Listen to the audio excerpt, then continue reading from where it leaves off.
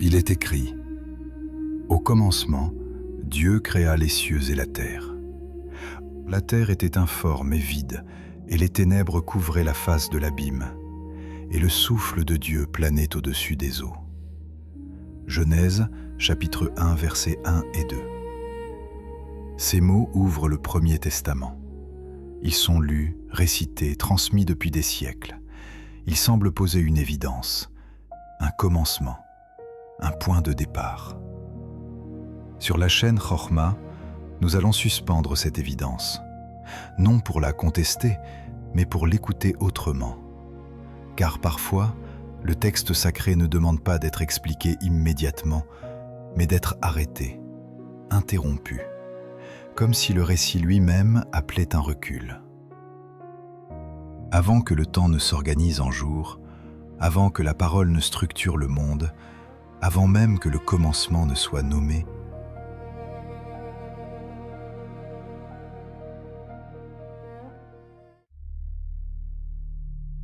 Genèse, chapitre 0. Avant le commencement. Avant tout commencement, avant les jours, avant les nuits, je suis.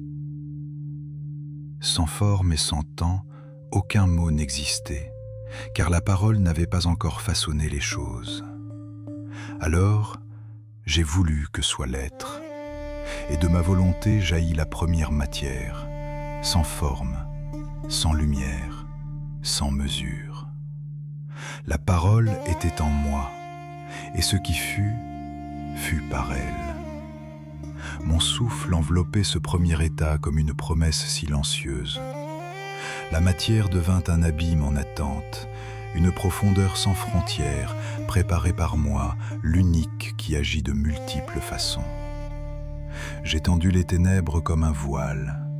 J'ai posé les eaux primordiales comme une toile. Ainsi, j'ai créé le chaos, non comme un mal, mais comme le brouillon de l'œuvre à venir, le premier état de ce que j'allais ordonner. Puis vint le moment fixé par moi. La parole se fit entendre, mon souffle se mit en mouvement, et j'ai commencé à ordonner ce que j'avais créé. Ceci fut le commencement dont l'Écriture parle.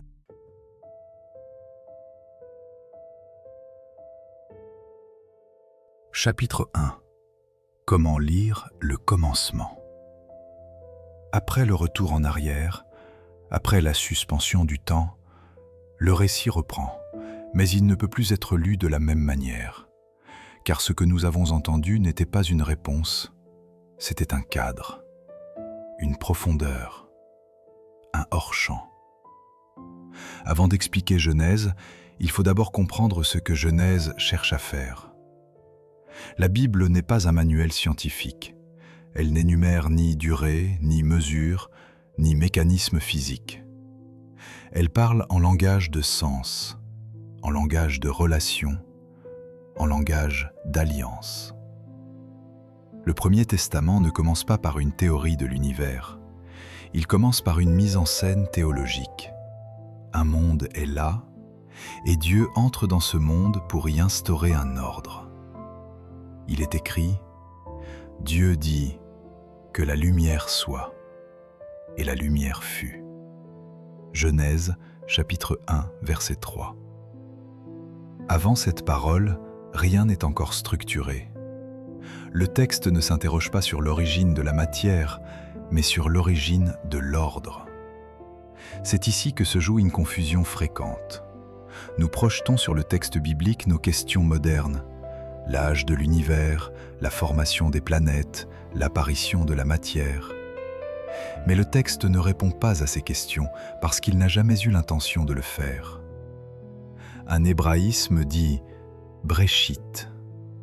Ce terme ouvre le récit non comme un point zéro absolu, mais comme le début d'une action. Il marque l'entrée de Dieu dans un processus, non l'apparition du réel à partir du néant. Ainsi, Genèse ne commence pas par expliquer d'où vient tout, mais par montrer comment Dieu agit. Il ordonne, il sépare, il nomme, il rend habitable. La question centrale n'est pas « comment l'univers est-il apparu ?», mais « comment le monde devient-il un lieu de vie ?» Lire Genèse ainsi, ce n'est pas diminuer la portée du texte, c'est au contraire lui rendre sa profondeur. Car un Dieu qui ordonne avant de remplir, qui structure avant de donner la vie, est un Dieu qui prépare. Et ce commencement-là n'est pas une explosion, c'est une intention. Le reste du récit pourra maintenant être entendu.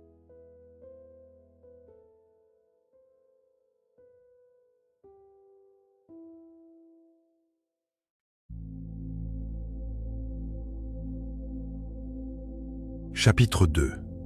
Un titre avant le récit. Pour comprendre ce qui commence réellement dans la Genèse, il faut revenir à la structure même du texte. Dans le Premier Testament, il est fréquent qu'un récit s'ouvre par une phrase sommet, une phrase qui ne raconte pas encore, mais qui annonce, un titre posé avant le déroulement. Il est écrit « Au commencement, Dieu créa les cieux et la terre ». Genèse chapitre 1, verset 1. Cette phrase ne décrit pas une scène. Elle ne montre aucun mouvement. Elle ne situe ni lieu précis, ni action visible. Elle affirme. Elle dit ce que Dieu va faire avant de dire comment il le fait. Puis vient le verset suivant. Il est écrit « La terre était informe et vide ».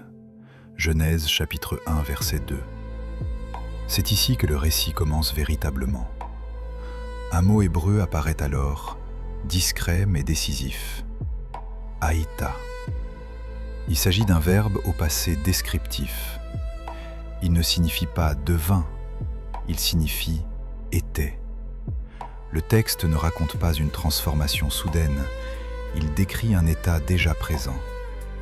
La terre n'est pas en train d'apparaître, elle est là, dans une condition donnée. Ce détail change tout, car si le verset premier fonctionne comme un titre, alors le cœur du récit commence au verset 2, non par une création instantanée, mais par la description d'un monde encore inhabitable. La Genèse ne s'ouvre donc pas sur un surgissement, mais sur un constat. Un monde existe et il n'est pas encore ordonné. Le texte biblique adopte ici une logique simple et profonde. D'abord l'état, ensuite l'action. Dieu ne crée pas dans le vide narratif. Il entre dans une réalité décrite pour la transformer progressivement. Lire Genèse ainsi, ce n'est pas ajouter au texte, c'est le laisser suivre son propre rythme. Un titre annonce l'œuvre. Le récit commence là où l'ordre va naître.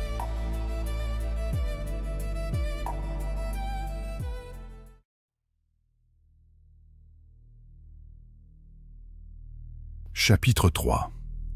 Le chaos qui précède l'ordre. Le récit est désormais en place. Un titre a été posé. Un état a été décrit. Il reste à comprendre la nature de cet état. Il est écrit « La terre était informe et vide, et les ténèbres couvraient la face de l'abîme. » Genèse chapitre 1, verset 2. La Bible ne commence pas par la lumière. Elle commence par ce qui ne l'est pas encore. Un autre hébraïsme apparaît ici. Tohu vavu.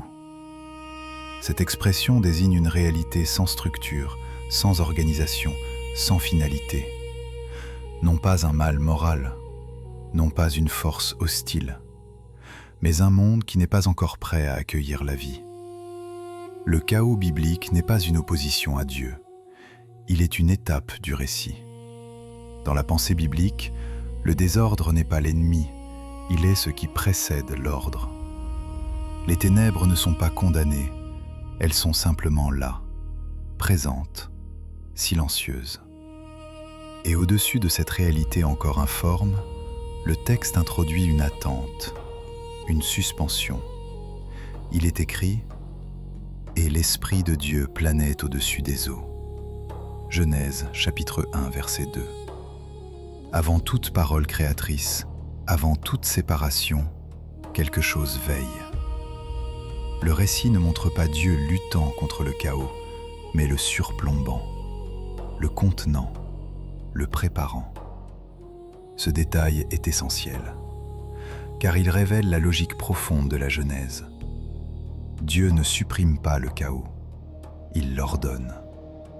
Le monde n'est pas réparé, il est structuré. La création biblique n'est pas une réaction à un désastre, mais l'aboutissement d'un processus.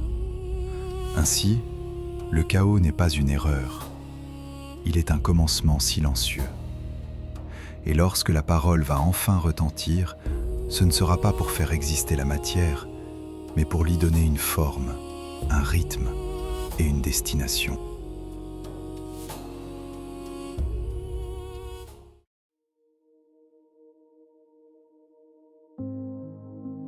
Chapitre 4.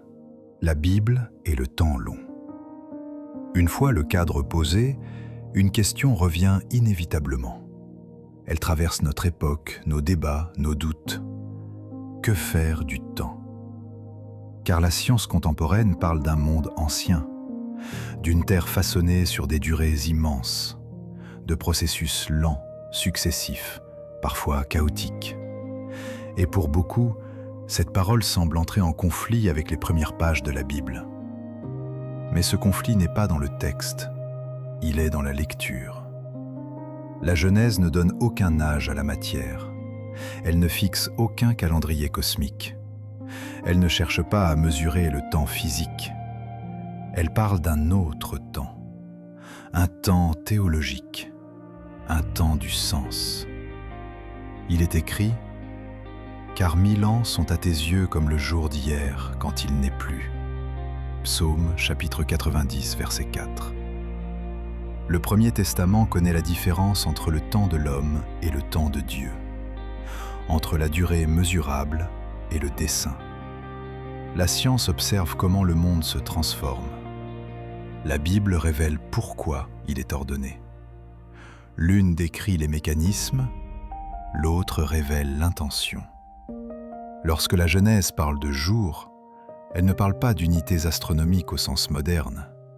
Elle parle de séquences, d'étapes, de structuration progressive.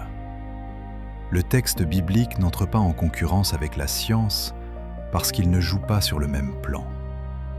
La science regarde le monde depuis l'intérieur. La Bible le regarde depuis sa finalité. Et cette finalité est claire. Le monde n'est pas un accident. Il n'est pas un chaos absurde. Il est rendu habitable. Il est écrit « Dieu vit tout ce qu'il avait fait, et voici, cela était très bon. » Genèse chapitre 1, verset 31.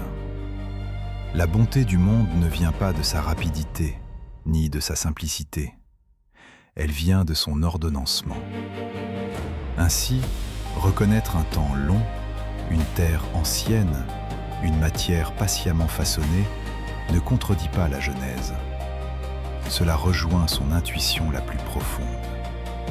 La Bible ne nie pas la durée, elle lui donne un sens.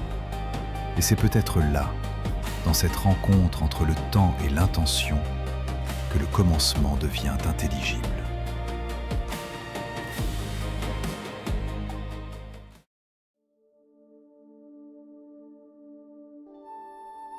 Conclusion.